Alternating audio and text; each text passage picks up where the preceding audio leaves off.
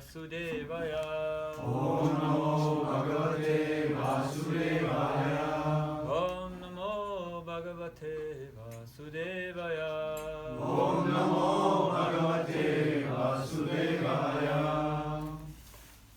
So,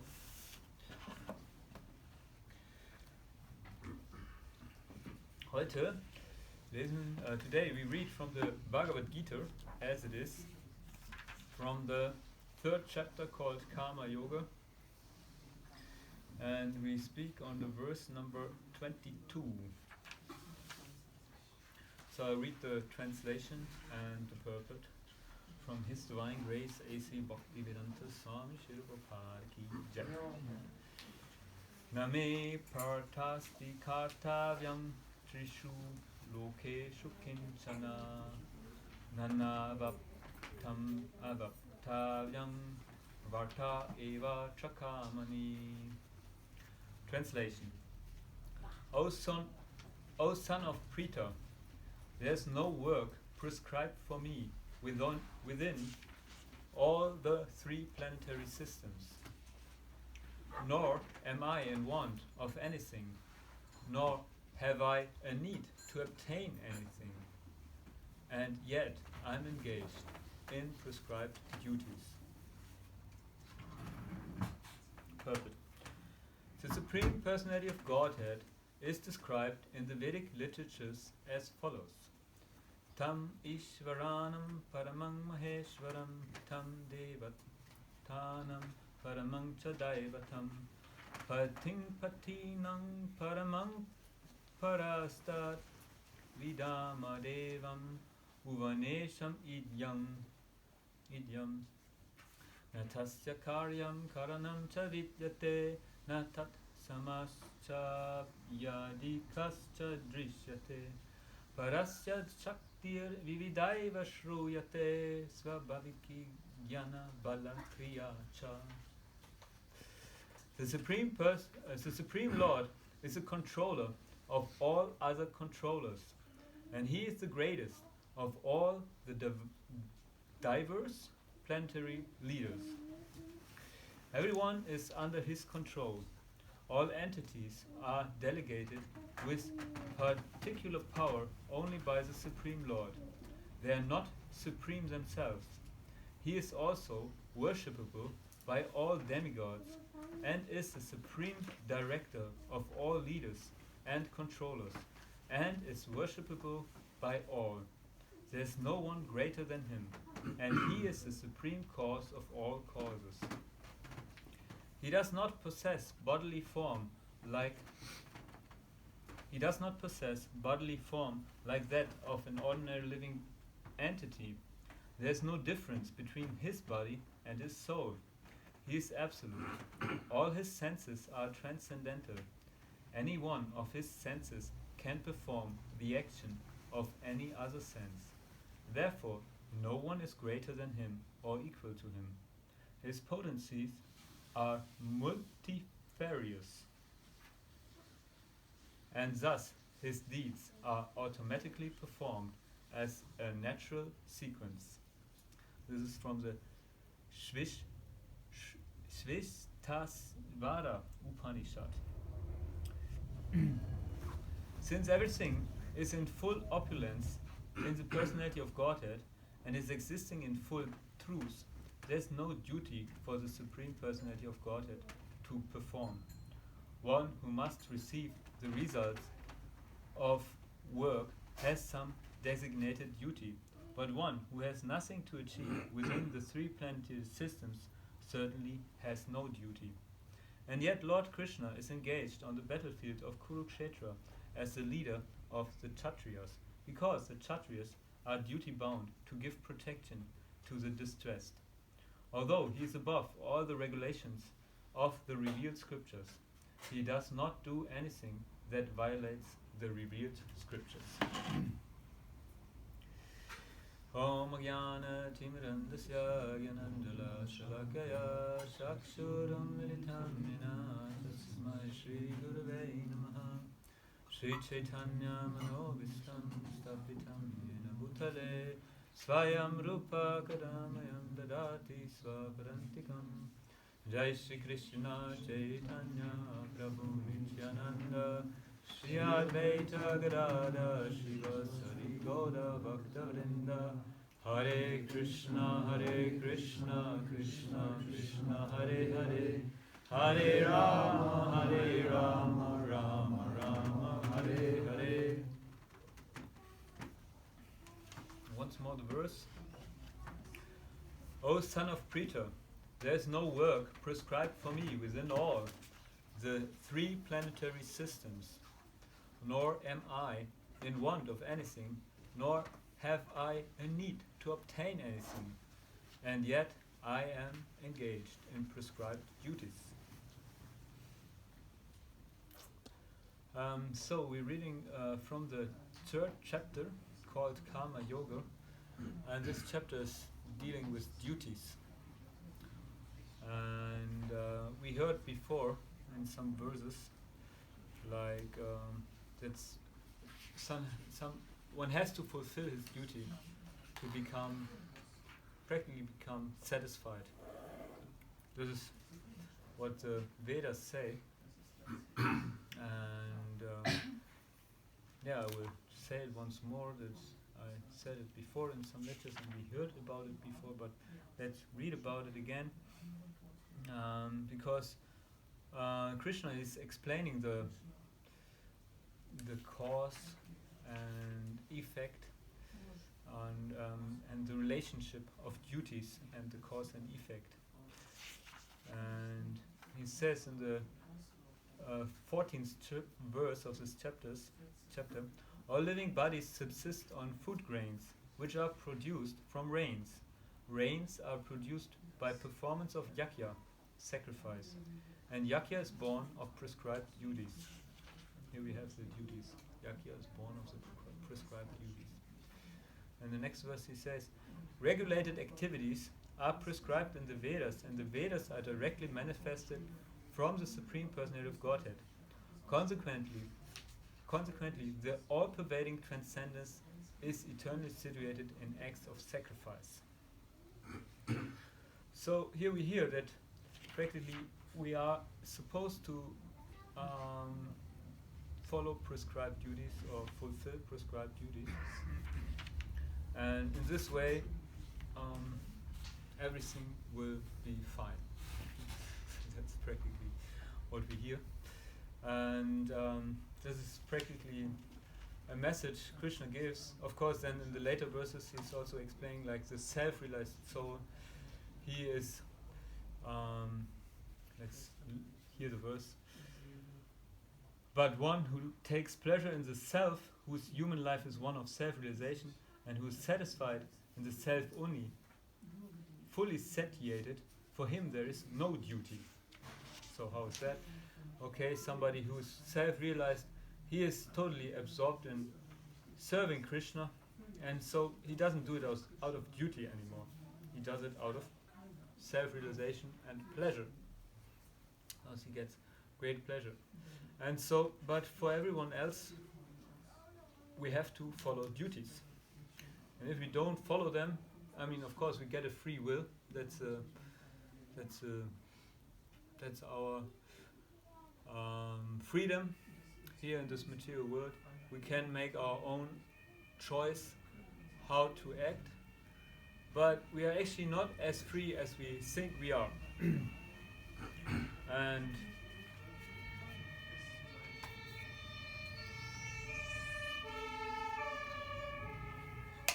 this is just a sign that we are not so free as we think we are. There is some distractions coming here and there in the material world, and there's some restrictions anyways. You know, even in this human society, we cannot just do whatever we like to do. We have some social duties, if we like it or not, and everyone has it. Even those anarchists, they say there's no rules and regulations, but still they have their rules and regulations. Like still they have certain social codex and whatever. So everybody has some rules and regulations. So for everyone there is some duties, and everybody follows some duties. So the question is, like, which duties to follow to become happy? That's practically the question, because we want to be happy, and we understand we have to follow some duties. So, which duties to follow to be happy? And these are described here. And yeah. So these are practically the duties of Varnashram Dham, and then of course of worshipping Krishna. Duties of Varnashram Dham means to understand what is my material condition. Because we are not this body, we are eternal spiritual soul, but still we are conditioned by the body. And we are on the bodily platform. That's our state at the moment. Even though if we say, okay, Krishna is right, and even if we chant Hare Krishna, even if we are very strictly following some sadhana, still we are not self-realized just in a moment. It's so therefore we perform sadhana bhakti, which means like to follow some rules and regulations. That's practically, these rules and regulations are very important for us, the sadhana bhakti, because these rules and regulations explain us how we can engage in devotional service.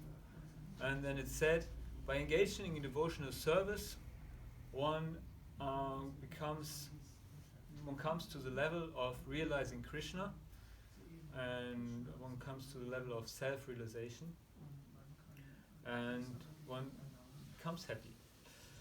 And but then there's also this Varnashram Dharma is also explaining about duties for certain ashrams, which means like ashram is referring to the developed one of one person during its life, as brahmachari, grihastha, vanaprastha, sannyas ashrams, the 4 ashrams.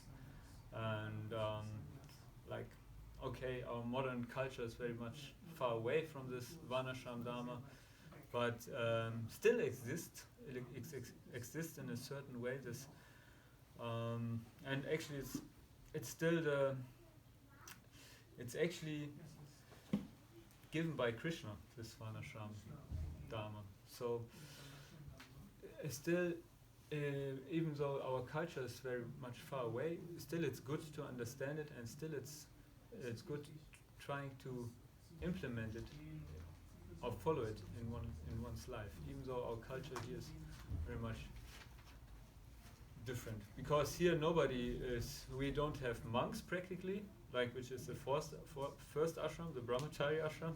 We don't have the monks. We have a lot of grihastas, but mostly they are griha medis, because of course grihasta is somebody, ashram means a shelter. So ashram gives a shelter for the living entity to be protected and to be situated in a way that there's not so many disturbances in life. And the grihastha, he understands that there is many duties, and he's fulfilling these duties. In this way, he doesn't get disturbed so much in life. And we can see the grihamiris, they don't know about this. And so they basically the relationships are just based on sense gratification, and this brings a lot of disturbance. And this we can see, like we know, like there's a lot of disturbance in the Western family lives. Just if you look at the divorce rate, you can see there's a lot of disturbance in the family lives. Okay, and then there is a Vanaprastha ashram. We also don't have this in the Western world. This is when you retire from family life, and you don't have the family life at the main focus anymore. The children are grown up, and you can do it wife and husband together, or it can be separated also, like you focus on spiritual life more. And the sannyasi is like preparing for death, and he's accepting himself as socially dead. As we also don't. I mean, also in India we don't have it so much anymore, the vanaprasthas and the sannyasis and the brahmacharis. But the grihasthas are still there, yeah. Anyways, it's good to understand this is the ashram, and then the varna is like in the society, the social structure in society, you can say certain castes. Caste is maybe a dangerous word because it was misused and misinterpreted, but it's about different social statuses, and there's some people who are the brahmanas, who are like the teachers and priests, and then there's the kshatriyas, who are like the politicians and warriors, and there is giving protection, and there is vaishyas, taking care of the economy and cow protection, very much important, also very much neglected nowadays. And Shudras are supporting the others, are like basically workers. And anyways, it's good to get an understanding of this structure because it's given by Krishna, and it's good also to try and see like how can we properly be situated to and to see what is our duty according to the situation we are in, because then for each varna and for each ashram there are certain duties also. And yeah, that's good to understand, because then society can work properly, and we know our purpose. And and normally this, as I said, it's about how we are situated. It's about our nature. It's not about like something being forced on us. It's not like an artificial idea we follow. Like we're thinking that's what's happening a lot if we don't understand it. Then something is being forced on us. You have to be like this or like that, which is not our nature, and we artificially try to become something which we are not. So, like I like to give this example. I go on the street and distribute books, and I meet somebody, like a young person, and I give him a book, and he says, "Oh, I don't like reading, and I don't have time to read." Then I ask him, "Okay, and what are you doing?" "I'm a student." And then I ask myself, "Okay, you're a student and you don't like reading, so why are you a student? You're wrongly situated." And basically you can understand, because this knowledge is not there, and because also, I mean, one thing is the knowledge, and then also the other thing is the dynamic and the goals which are set in society. And we can see like our society has totally different goals and values than what the Vedas teach. That's another problem. Like one problem is that the knowledge is not there, but the other problem is also that our society is totally materialistic orientated, and so yeah, it's about because Krishna is not in the center, and in the center is sense gratification, and so that is basically to make it simple. I mean, we can give a whole lecture on this, of course, it's not my topic now, but just to but because of that, people don't think about it and are not open for this Varnashram Dharma. Actually, nowadays this idea is like everybody has to be equal. And if you don't think everybody is equal, then you're a racist or sexist or whatever. You're somehow discriminating somebody. But I mean, the Vedas teach us that it's not which brings real happiness to say everybody is equal, because we are different. We have different bodies. This is what this Varnashram Dharma is meant for, to understand what is my bodily situation, and to understand it's good for me to understand it and to follow and to be situated in the right position. It's not about being better or not better. So, because if it's about being better or not better, then it's not about equality. Then it's about being better or not better. but equality means to appreciate everybody as a practically, actually, and therefore we need this the spiritual dimension also, which Prabhupada said. Like, this is a real communism, is to understand on the bodily platform we are different, but on the spiritual platform there's equality. We are all servants of God. And this is totally necessary. Otherwise, people will never get satisfied and never have a... Because it's not possible. Because we will not ever... even if we try, we will never have equal rights for everyone, and it cannot be possible because we are in different situations. And then how far can we go? Like, anyways, it's not the topic.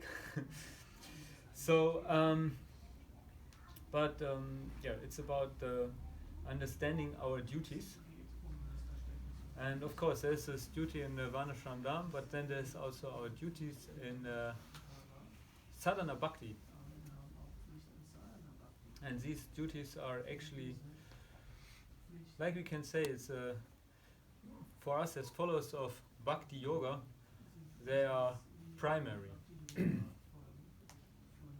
Primary to the duties of the Varnashram Dharma. Because we understand that Krishna is the Supreme Personality of Godhead. We understand that we are His eternal servants. And we understand that if we become God conscious, Krishna conscious, if we get engaged in His service, then we have everything we need. We will be a good contribution for society, and we will happy ourselves, and Krishna will be happy. So it's the best thing we can do. And then secondary is the Varnashram Dharma duties, but still important to understand them. And because it's also about being happy ourselves, and also about that society works properly. So this is also very important. It's not like less important then, but it's on the first hand I just want to say, on the first hand we try to become very good in devotional service instead of becoming very good in society. This is for devotees. Try to become very good in serving Krishna, and of course give their contribution to society, but understanding also that Krishna, he is the ultimate goal. And yeah, let's go back to the verse from today. And here Krishna says then that even he is following the prescribed duties. That's interesting. He's the Supreme Personality of Godhead, and he's actually the origin. Like in the 4th chapter we have this verse, I don't know him by heart. Chatur vanyam maya sristam guna kama vibhaga shaha tasya kataram apimam vidya kataram avyayam. According to the 3 modes of material nature and the work associated with them, the 4 divisions of human society are created by me. And although I am the creator of this system, you should know that I am yet the non-doer, being unchangeable. So here Krishna says he created society as it is. It's done by him. So society is never to blame. If you blame society, then you blame the structure of God. So, but even he created it, he's following it. He doesn't have to follow, but he's following. And to understand why he's following, we have to look again on the other verses which Krishna said before and afterwards. Because Krishna said in the verse before, he said, whatever action a great man performs, common men follow. And whatever standards he sets by exemplary acts, all the world pursues. So here Krishna says, whatever a great man does, common men follow. And of course Krishna is a great man, so he's following the duties also. That people don't use his not following, if he wouldn't follow, as an excuse for not following the prescribed rules. And then he says, like, O son of Prita, there's no work prescribed for me within all the three planetary systems, nor I'm in want of anything, nor I have a need to obtain anything, and yet I'm engaged in prescribed duties. For if I ever fail to engage in carefully performing prescribed duties, O Partha, certainly all men would follow my path. If I did not perform prescribed duties, all these worlds would be put to ruination. I would be the cause of creating unwanted population, and I would thereby destroy the peace of all living beings. So this are practically, these verses are connected, we can see. And anyways, these other verses will be spoken on the next days or next weeks. So, but here Krishna says that he is performing prescribed duties, even though he is not in want of anything, he has not the need to obtain anything, and there's no work prescribed for him. That's interesting, because he's the Supreme Personality of Godhead. So he's totally independent. He's actually the only independent living entity, because he's God. All other living entities are dependent on God. So he's the only independent, and therefore he has. And what does it mean that he's independent? That means he is not in want of anything. He doesn't have the need to obtain anything. If God was in need of anything, then he wouldn't be independent. If he wanted anything, then he wouldn't be independent. If he had a prescribed duty to fulfill, he wouldn't be independent. So yeah, Krishna, and this must be God. This must be, otherwise, this person must be God. It cannot be somebody else. Otherwise, it must. This is a perfect definition of God. We find this in the. We find many perfect definitions of Krishna or God in the Vedic scriptures, and this is one of them, explaining that he is totally independent. And it's a very nice verse. Srila Prabhupada was quoting here in the purport from the Shvestashvara Upanishad. And Parasya Shakti Vividaya Shurate Svabhaviki Jnana Bala Kriya Cha. He quoted this a few times, so I learned it, and it's actually very nice. It says like that Krishna is the origin of many energies, and all these energies are working for his pleasure and automatically fulfilling his desires. That's interesting. What a personality. So he has many energies, and these energies are fulfilling his desires automatically. So this is okay. We heard before he's not in need of anything, not in want of anything. Why? Because he has many energies which fulfill his desires automatically. So it said, if Krishna, he just has to desire anything and it happens. It's not like like for us, like coming back, like now we make a small comparison between the conditioned living entity and the Supreme Personality of Godhead. It's because generally we it's said we have this disease, we want to be God, we would like to enjoy and control. So, but for us, we have to follow some duties to get something normally. Yeah? And again, like if we follow the duties of the Vedas, then we that's very beneficial for us, because then we get elevated in the consciousness and we have an easy path. But still, we have to follow some duties.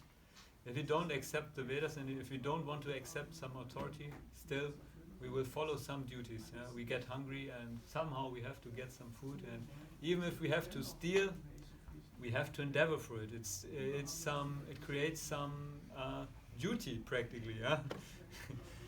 If I'm hungry, then I have to go somewhere and get some food, and if I don't want to work for it, and I'm going to steal for it, and then there's some consequences. Yeah, my mind will get in trouble because of this. Because then, okay, I have to be careful nobody catches me, or maybe I get a bad conscience. You say, yeah, like thinking, oh, now the others are starving. So we always have to follow some duties. Whereas Krishna, he doesn't have to follow some duties because he has many potencies, multifarious, which means like, what does multifarious mean? Vielfältig. Yeah, means multifarious, of course, but and my German brain needs a German word for it. Vielfältig. He has multifarious energies which fulfill his desires automatically. So he doesn't have to say, please, I asked you so many times, can you fulfill my desires again? No. Actually, these energies, they are happy to fulfill the desires of Krishna because they are serving Krishna. So they are like happily serving Krishna and getting full satisfaction by serving Krishna.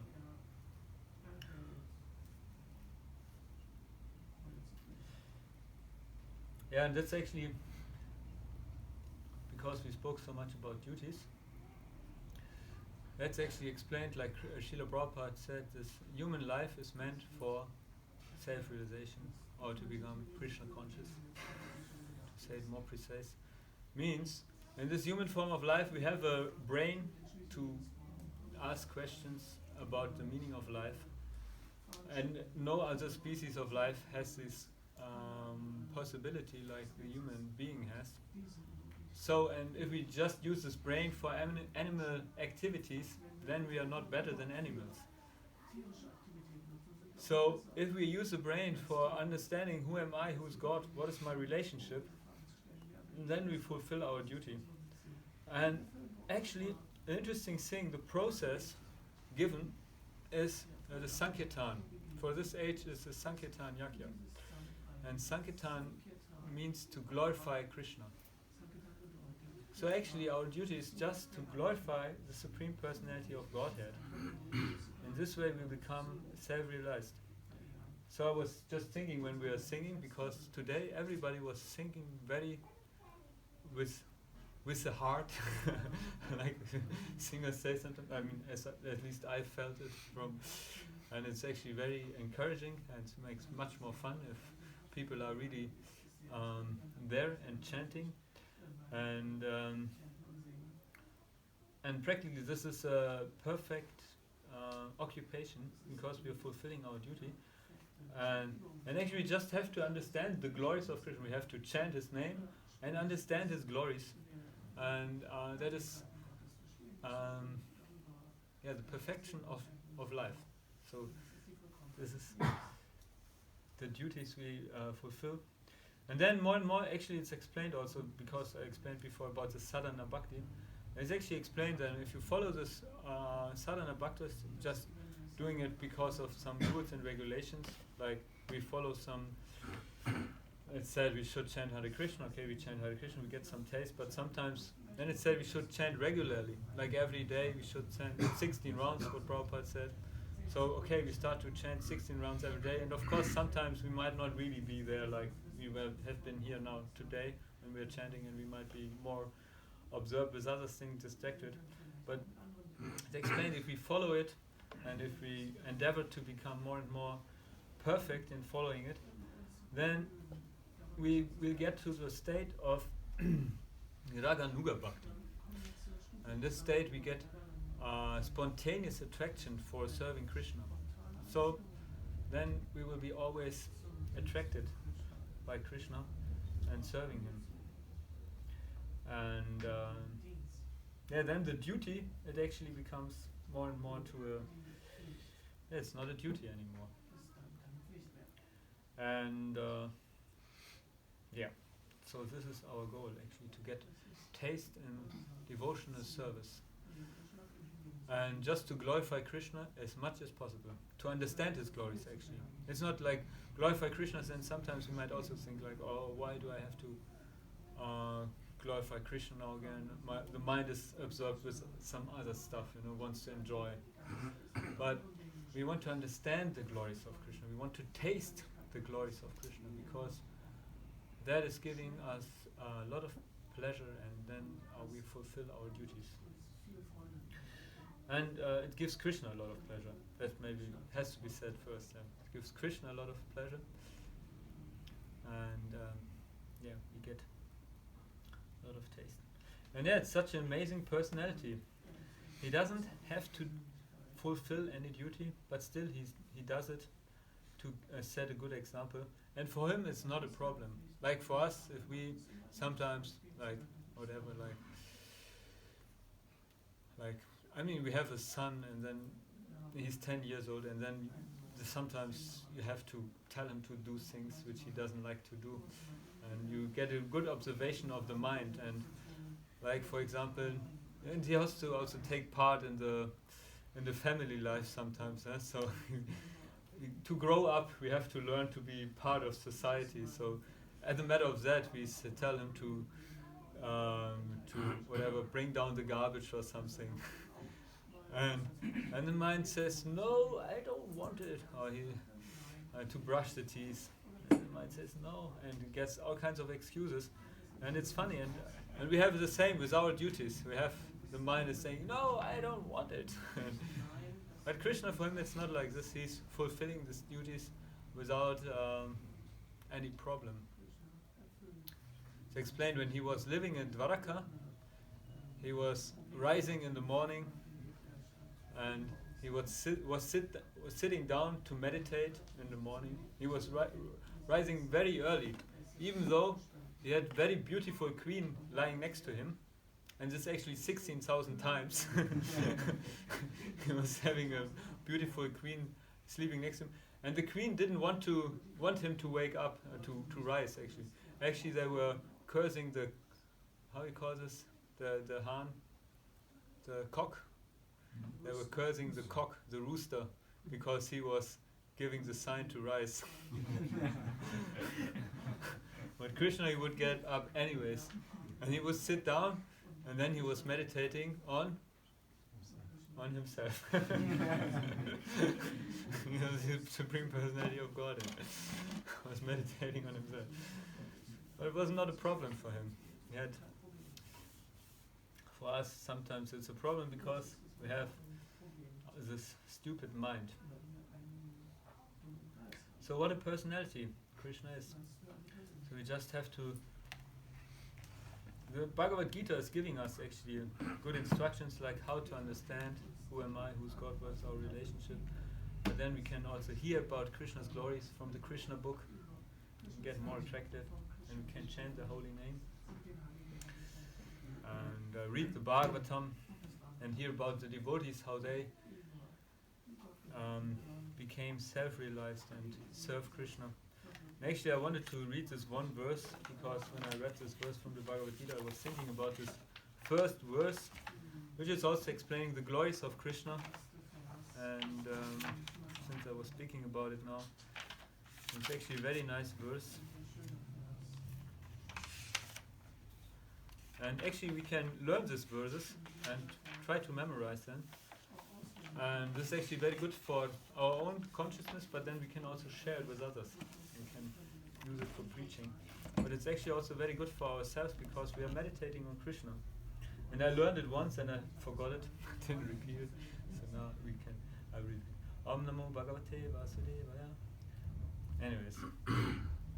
Janmari asya yato nyavat itaras chatesh abhinya swarat.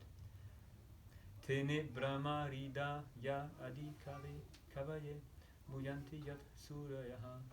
Tejo vari mridam yata vinimayo yatra trisago mrisha. Damna svena sada nirasta kuhakam satyam param dhimahi.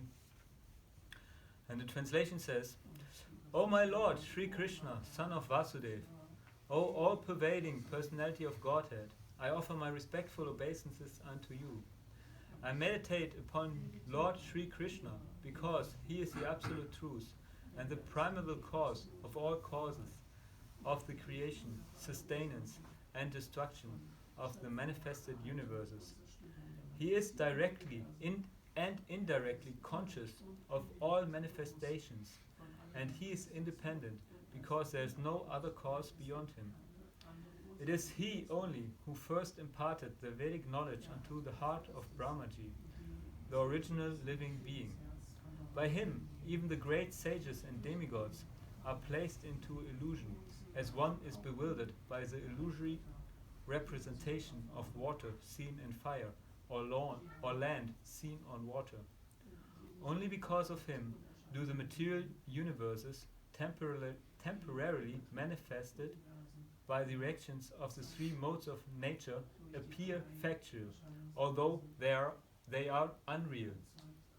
I therefore meditate upon him, Lord Sri Krishna, who is eternally existent in the transcendental abode, which is forever free from the illusory representations of the material world. I meditate upon him, for he is the absolute truth. So this is just a few sentences, but it's so dense, what it's explaining about Krishna, and you can speak like for days about this. Like Prabhupada has a purport which goes for 6-7 pages. So we are very fortunate because we have access to this knowledge, and we just have to take the opportunity. And of course we have our duties also in material life, and no harm. We don't have to stop them. We just have to implement Krishna in our life. And one more try to, make space in every day for Krishna, and then try to be more and more conscious of Krishna. And then my life becomes much more satisfying. That's actually the word. Might not become more easy. We're still in the material world. We still might get diseases or get fired or have trouble with friends or whatever. But it's still more satisfying, and we can deal better with difficult situations in life. Okay, so thank you very much everybody for coming today. Very happy that you all came, and we hope that you come back. I hope I didn't disturb you too much with this lecture, and I hope you're coming back. And if there are some questions or comments, now we have short time for that. Prabhuji. Hare Krishna, Prabhu. Hare Krishna. Since this is the first time coming here, so I have a question. Like you were talking about the duties. So as a starting fallen soul, how should I start? A daily activity which I can do to get the taste and commitment to follow the process of sadhana bhakti. Okay, thank you. Very good question. Actually, it's explained there's 9 stages of sadhana bhakti, and it starts with shraddha. Shraddha means faith, initial faith. So we have a little bit faith. Somehow we came here, so we had some faith that maybe it's interesting what we hear here. So maybe now you got more faith because you asked even a question like how to do sadhana bhakti.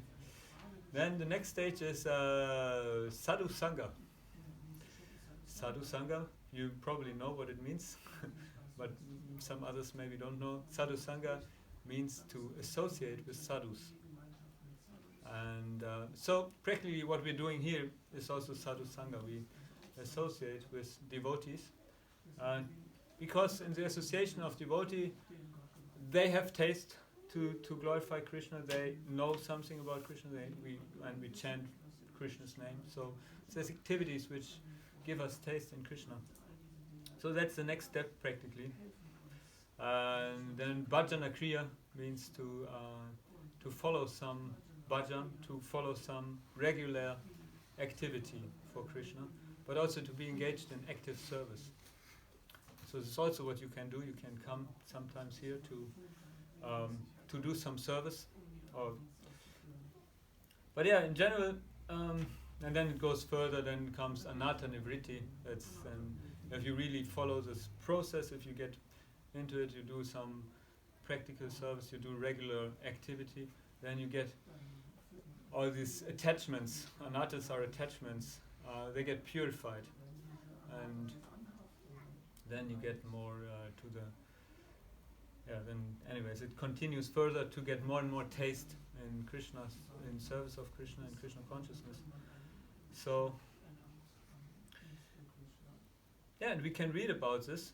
I mean, actually, one way of sadhu sangha is also to read from Srila Prabhupada's books. This is actually, since you asked me, like, if I would give you practical advice, I mean, of course, to associate with people, to come here, but also to read Srila Prabhupada's books, because he is a perfect preacher, and he's empowered by Krishna, and we can really see this.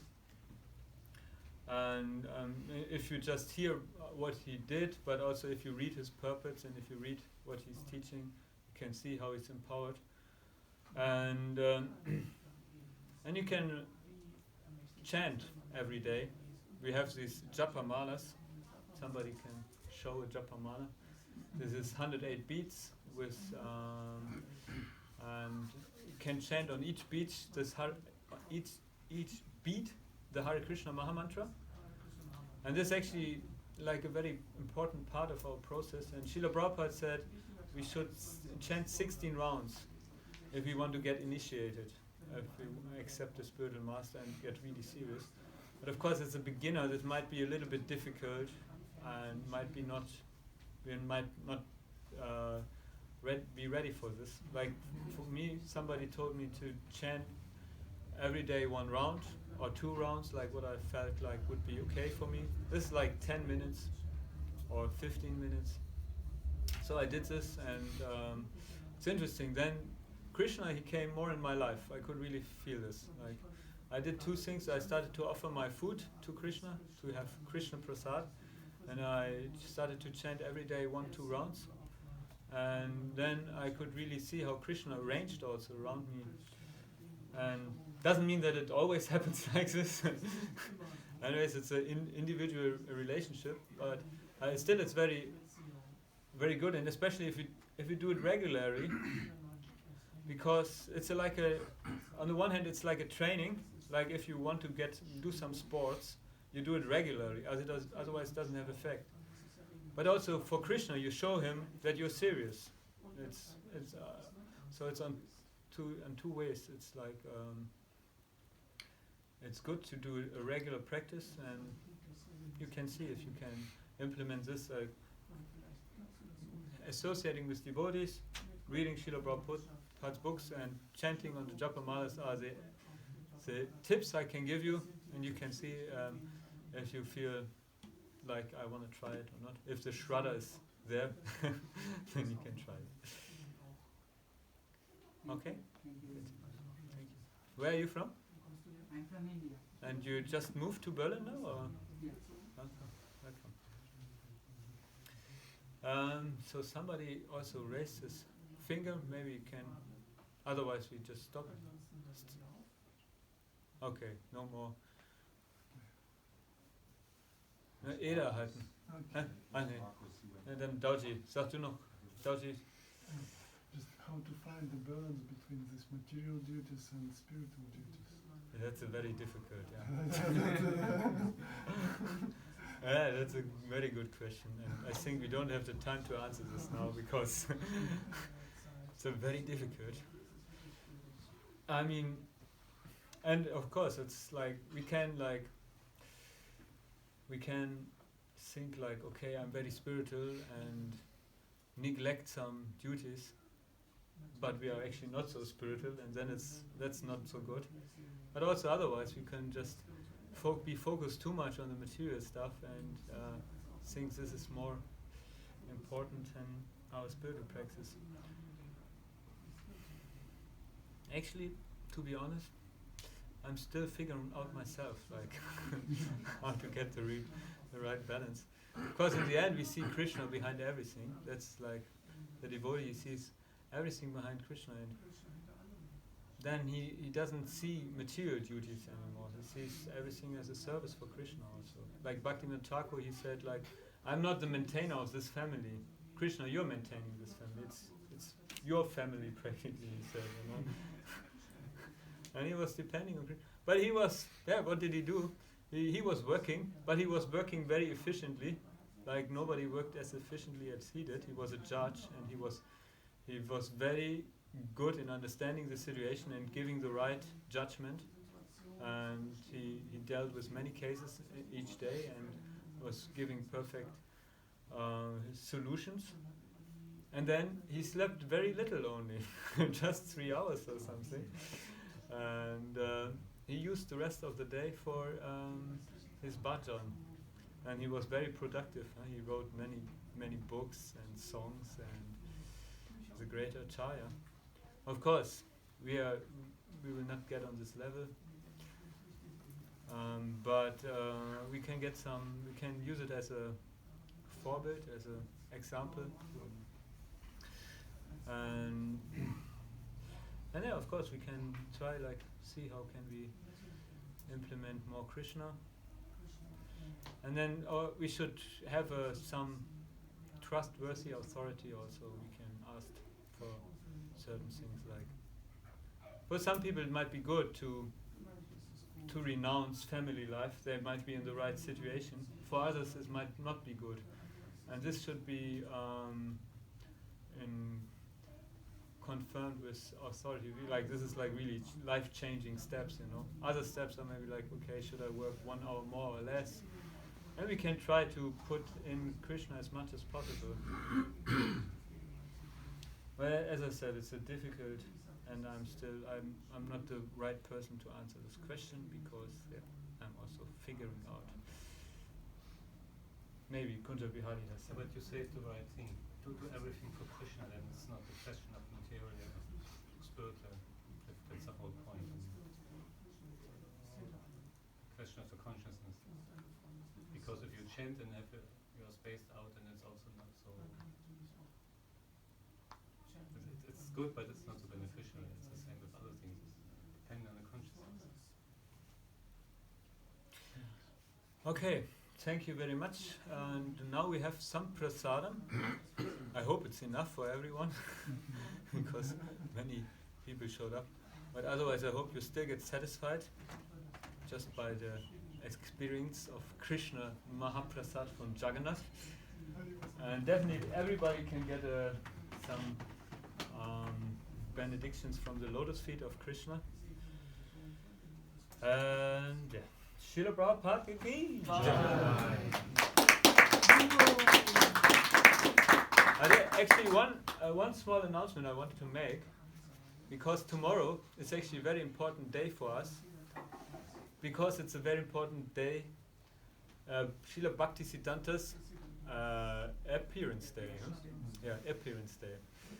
So, Srila Bhaktisiddhanta is the spiritual master of Srila Prabhupada, and in Prabhupada times they made a big celebration also out of this, because and Srila Prabhupada he saw his disciples as sent by his Guru Maharaj. And anyways, we know that Srila Prabhupada is very happy if we make a celebration for him. So Jalangi Mataji, she just addressed us before this program. And so very spontaneously, we will make some program tomorrow here in the temple at 3 o'clock. And will be for 2 or 3 hours. It will not be a big thing, but of course everybody is invited. We'll just have we will hear some lecture from Srila Prabhupada speaking about his spiritual master, which is actually very interesting. Of course, these lectures are also available on the internet, but if we hear together, then it's also very powerful. We'll make an offering of flowers, we will chant some bhajan, and have some little prasadam. And everybody who likes can come. And just want to make this announcement. Of course, on the weekend we have the 6 hours kirtan. His Holiness Satyananda Swami is coming. Hari Hari Bol. And he is bringing some very nice musicians and devotees who actually grew up in the movement and have a lot of devotion and a very nice relationship with Krishna, and we can have some experience on the weekend if we like to have some more chanting of Hare Krishna. It will be for 6 hours from 2 o'clock starting on. And everybody who likes, he can also bring some prasadam. If he knows how to cook prasadam, then he can bring it. If you don't know, then we will teach you. You can address us.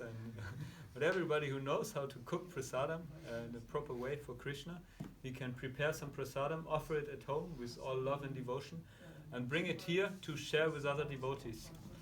You're also most welcome. Thank you very much. And Sunday, so I'm over time. So, but anyways, on Sunday there's this Maha cleaning. It's also very ecstatic. We can clean our temple, and this is actually cleaning our hearts. And it was really like this. Everybody who did some cleaning knows this. It's like really cleaning the consciousness, and it gives so much satisfaction. It's unbelievable. Just from cleaning the dishes, that you can get so much, or from cleaning the floor and all the corners, and you can really see how our consciousness gets enlightened and how our hearts get purified. At 10 o'clock it starts. So you can now, the first time you can take your mobile phones and use the calendar to make a how do you say? Reminder. You can set the reminders. And of course we appreciate whoever comes. Because if all of us come, then it's a little bit difficult also, but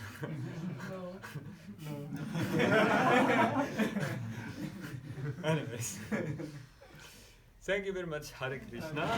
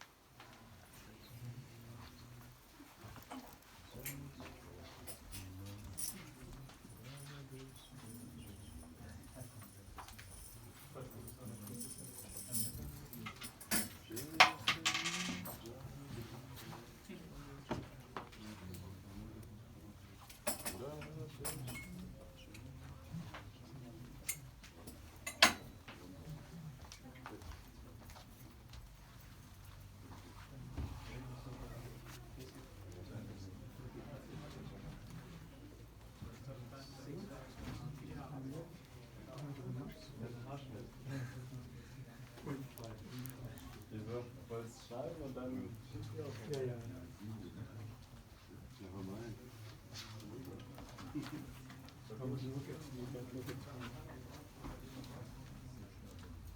warum nicht gleich die Shika? Was mit dem? Ah.